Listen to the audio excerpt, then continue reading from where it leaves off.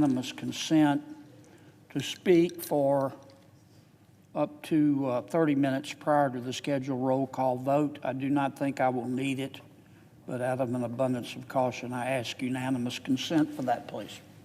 Without objection. All right. I do appreciate Senator Kane's remarks. He has highlighted a serious problem for many Americans. We don't completely understand it. I have every confidence in our medical community and our research and development community that we will figure it out. But in the meantime, there are a lot of Americans suffering, some silently, and I appreciate Senator Kane highlighting this issue. I want to talk for a few minutes, Mr. President, about President Biden's bailout of the three banks that went under. When I ran for this office in 2016, I observed at that time that one of the problems in America was that we had too many undeserving. I emphasize undeserving because I don't want to paint with too broad of a brush. We had too many undeserving people at the top in America getting bailouts. And we had too many undeserving people at the bottom getting handouts. And the rest of America, most of America in the middle, was getting the bill. And I didn't think that was fair.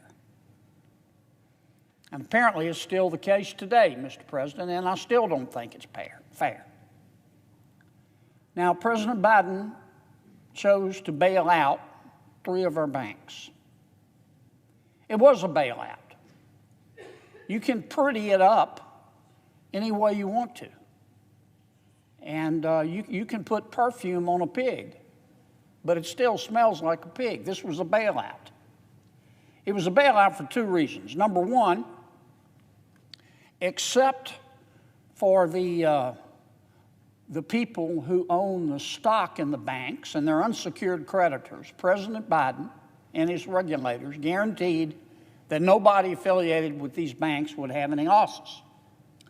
And he said, that's not a bailout because money's not being provided by the American people. It's being provided by all the other banks in America.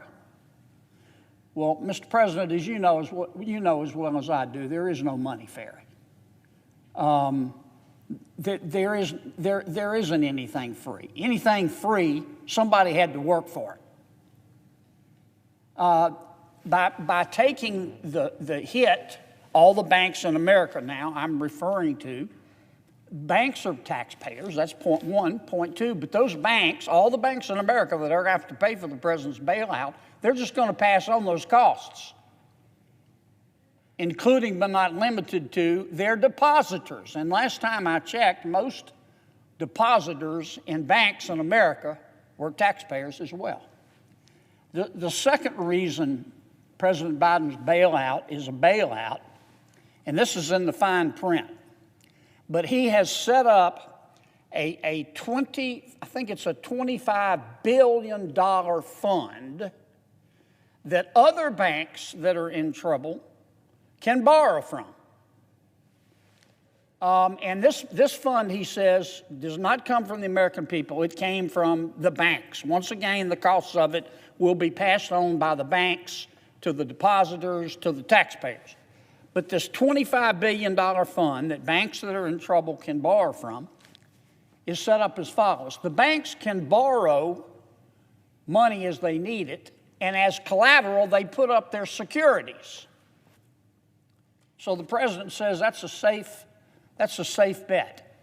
Except when you read the fine print, you find out that the securities that the banks put up as collateral to borrow money from the American people are not what's called mark to market. They aren't, the securities are not put up at their real value. They're put up at the value for what at the time they were purchased. So if you bought a security that was, let's say, to make it simple, $20, and it's owned by a bank, and it's now worth $5. You give that $5 to the $25 billion fund, but it's really, and you get credit for $10, but it's really worth only $5. I mean, it's a bailout. And I'm not going to bubble wrap it, and I don't think we ought to try to bubble wrap it to the American people. Now, let me say a word about Silicon Valley Bank. All the bank failures were an abomination, but I think Silicon Valley Bank is symptomatic of the problem among all three. SVB, as we call it, Silicon Valley Bank. First of all, Silicon Valley Bank was not broke. It was not an insolvency problem. It wasn't insolvent. Silicon Valley Bank had a liquidity problem. I mean, here's what happened. Silicon Valley Bank took in a whole bunch of deposits on which they were paying an interest rate. And then Silicon Valley Bank took that money and went out and bought a bunch of securities, paying a higher interest rate than Silicon Valley Bank was paying the depositors. You say, that's pretty smart. There's just one problem. The securities that Silicon Valley Bank bought were very sensitive to interest rates. And as interest rates went up, and they have, the value of those securities went down if Silicon Valley Bank had to sell them. And sure enough, Silicon Valley Bank got itself in the position of having to sell them because a lot of its depositors got scared about the bank's position and other reasons and said, we want our money back. And Silicon Valley Bank didn't have the money because it had to go sell these securities at a loss. And that put it at risk. And that's why it had a liquidity problem that could have been fixed. It wasn't broke. President Biden's bailout could have been easily avoided if we had done, let me put that another way, if three things had happened. Not all three, but any one of the three things I'm about to explain. Let me say that again. President Biden's bailout could have been avoided if one or more of three things had happened. Number one, if the management of Silicon Valley Bank had known the difference between a banking textbook and an LL Bean catalog, Silicon Valley Bank would have never bought securities that are so sensitive to interest rate without hedging that risk. And it's a very easy thing to do. Honestly, it's banking 101.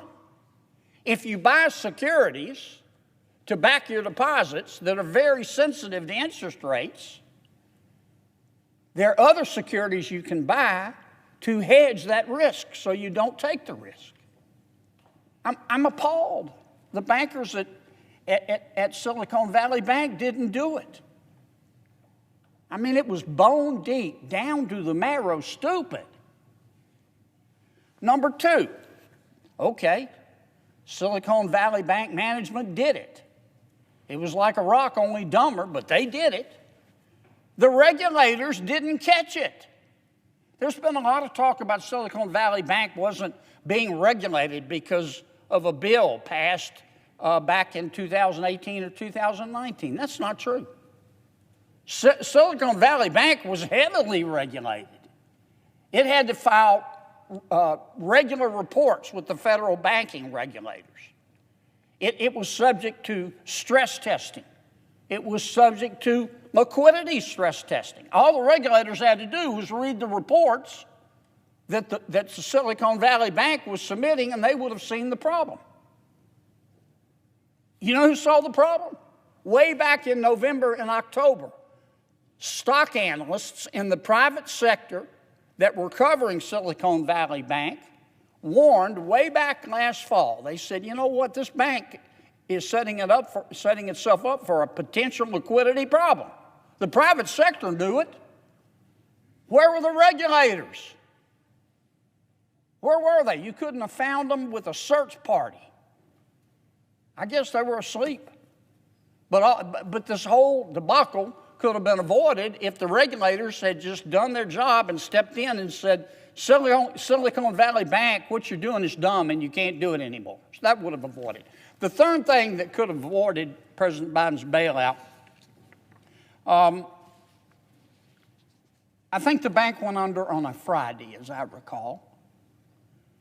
The Federal Reserve, the Secretary of Treasury, the head of the FDIC, and all the other regulators allowed the bank to go under. Instead of getting on the telephone and calling other banks and saying, I've got a situation here with Silicon Valley Bank, it's not insolvent, it's just illiquid, we want you to buy it. That's what normally happens. And that's all the regulators had to do. Now, why didn't they do that? There's been a lot of talk about, well, they had an auction for the bank and nobody wanted it. That's not true. There were buyers. But the problem was that the people at the FDIC do not like bank mergers. Some bank mergers make sense. Some bank mergers don't make sense. In this case, it would have made extraordinary sense. And so the folks at the FDIC stalled and restalled, and then we had mass panic. Think back to the bailouts in 08 and 09. If you're a banker and you get a call from the Secretary of Treasury, the head of the Federal Reserve, and the head of the FDIC saying, can we sit down and talk with you and structure the terms by which you would buy this illiquid but still solvent bank, you're going to take that phone call. And the regulators didn't do that. And all of this could have been avoided. So if we had done any one of those three things, this mess could have been avoided. Thank you, Mr. Chairman. With that, let me just make one last comment. I'm going to say it again. In 2016, in America, we had too many undeserving people at the top getting bailouts. And we still do today. Thank you, Mr. Chairman. Mr. President, I suggest the absence of a quorum. Clerk will call the roll. Ms. Baldwin.